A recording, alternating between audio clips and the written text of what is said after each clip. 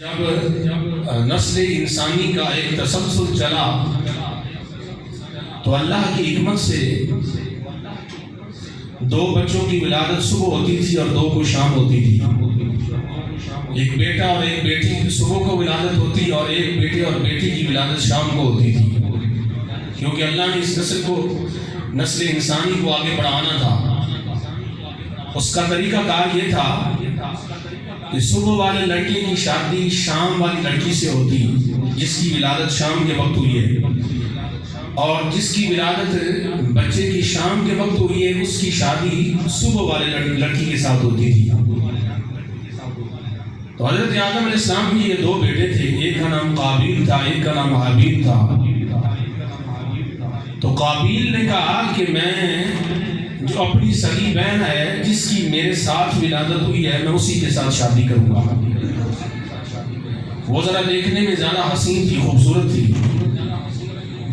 تو حضرت آدم علیہ السلام نے سمجھایا، فرمایا کہ یہ اللہ کا قانون نہیں ہے، وہ تیری بہن ہے، تیری ہمشیرہ ہے، تو اس کے ساتھ شادی نہیں کر سکتا۔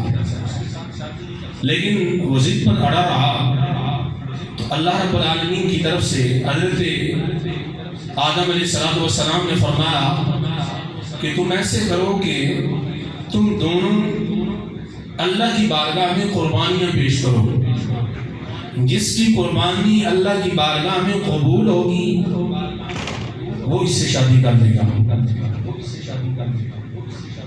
قابیل جو تھا وہ کھیتی باڑی کا کام کرتا تھا اور حابیل جو تھا اس نے مویشی جانور رکھے ہوئے تھے۔ اس نے کیا کیا؟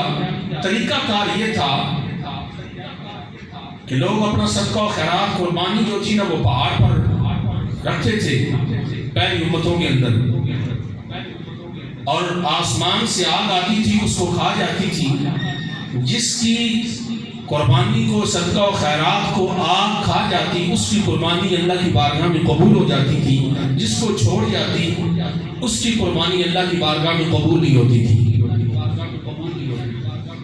حابیل نے کیا کیا کہ ایک موٹا فربا جانور جو ہے مینڈا وہ لیا اور اس کو پہاڑ پر لے گیا، عز و انکساری کے ساتھ وہاں اس نے اس کو چھوڑا اور اللہ کی بارگاہ میں یہ التجا کی کہ مولا اس کو اپنی بارگاہ میں قبول فرما۔ اور قابیل جو تھا وہ اپنی جنس جو اجناس جو چیز تھی وہ بھی پہاڑ کے اوپر رکھ کے آ گیا۔